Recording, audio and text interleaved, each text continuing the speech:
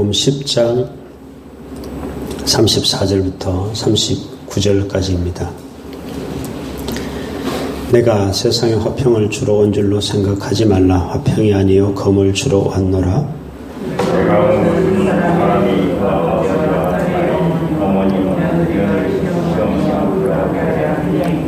사람의 원수가 자기 집안 식구리라.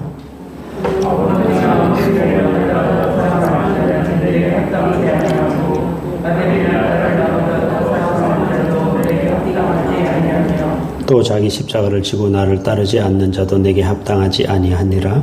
자기 목숨을 얻는 자는 잃을 것이요 나를 위하여 자기 목숨을 잃는 자는 얻으리라.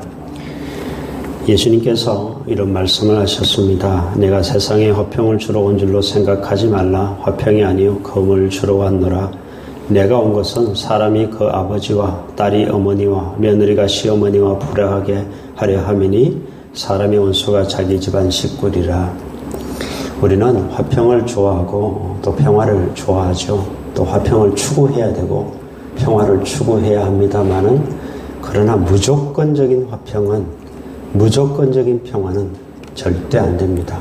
즉 진리를 타협하면서까지 진리를 양보하면서까지 예수를 팔면서까지 예수를 양보하면서까지 화평을 추구한다? 그건 아니라는 이야기입니다. 참 안타까운 일이었습니다만은 지금도 가슴에 엉어리처럼 남아있는 일입니다. 우리 교단에 여러분 다 아는 대형 교회의 부자 세습 문제로 얼마 전에 시끄러웠죠. 결국 총회가 결론을 내줬습니다. 아주 멋진 결론을 냈습니다. 3년인가? 3년만 참아라. 3년 동안 부자 세습하지 말고 3년 지나면 인정해 줄게. 저는 정치하는 사람들 별로 싫어합니다. 아주 얍삽해요. 사람들이 내리 잊혀질 때쯤 그때쯤 인정해 줄 테니까 지금은 하지 마라. 교회도 양보하고 총회도 양보하고 반대파와 찬성파가 이렇게 싸웠어야 되겠느냐. 그렇게 아주 멋진 결론을 내렸습니다. 총회가 끝나고 노회마다 난리가 났습니다. 총회에서 어떻게 그런 결정을 내릴 수가 있는가. 차라리 부자 세습을 인정해 주든가. 그게 뭡니까? 예수님께서 분명히 말씀하셨습니다. 나는 화평을 주러 온 것이 아니라 검을 주러 왔다 그랬습니다. 진리를 양보하면서까지 화평을 추구하는 것은 아니란 얘기입니다. 예수님께서 분명히 말씀하셨잖아요. 아버지와 아들이 어머니와 딸이 불화하게 하려고 왔다. 원수가 자기 집안 식구가 될 것이다. 예수님이 오신 목적입니다. 내 부모와 전쟁을 할지라도 관계를 끊더라도 예수를 양보하는 건 진리를 타협하는 건 아니라는 이야기죠. 예수님께서는 또 말씀을 약간 변형시키셔서 이런 말씀을 하셨습니다.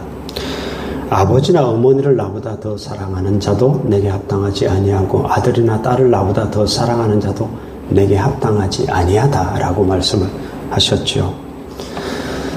예수님보다 결코 부모를 사랑하는 것이 앞설 수가 없고 자식을 사랑하는 것이 앞설 수가 없다. 주님을 가장 사랑해야 된다. 우선순위가 분명해야 된다. 합당치 아니하다는 것은 제자로서 합당하지 아니하다는 이야기입니다. 오늘 말씀은 제자의 길에 관해서 예수님께서 하신 말씀인데요. 제자는 가장 사랑하는 것이 예수가 되어야 되고 진리가 되어야 된다라는 말씀이죠. 그래서 예수님께서 또 이런 말씀도 주셨습니다. 자기 십자가를 지고 나를 따르지 않는 자도 나에게 합당하지 아니하다. 여러분 제자의 길이라는 것은 어느 정도 자기 희생을 각오해야 됩니다. 그거 없이 예수님의 제자가 절대 될 수 없습니다. 즉 자기 십자가를 반드시 져야 돼요. 자기 희생이 없이는 결코 우린 주님을 따라갈 수 없다는 이야기입니다. 제자로서 합당하지 않다라는 말씀입니다. 그 희생이 어디까지 가야 되는지 예수님 분명히 말씀하셨죠. 자기 목숨을 얻는 자는 잃을 것이고 자기 목숨을 잃는 자는 얻게 될 것이다. 제자로서 자기 희생을 각오하되 목숨까지 바칠 각오를 해라라는 예수님의 말씀이죠. 이수신 장군이 그 얘기 했잖아요. 필생적사, 필사적생. 살고자 하는 자는 죽게 될 것이고 죽고자 하는 자는 살게 될 것이다. 이순신 장군이 얘기한 것은 육신의 목숨이죠. 죽고자 덤벼들면 살게 된다. 예수님께서 말씀하신 것은 똑같은 말입니다만 육신의 목숨이 아니라 영원한 생명을 말하는 것입니다. 목숨을 얻고자 하는 자는 오히려 영원한 생명을 잃게 될 것이고 목숨을 잃고자 하는 자는 오히려 영원한 생명을 얻게 될 것이다. 예수님께서 말씀을 하고 있습니다. 제자로서 우리가 어떻게 살아야 되는지 오늘 예수님께서 딱 두 가지 말씀하셨습니다. 진리는 양보할 수 없다는 겁니다.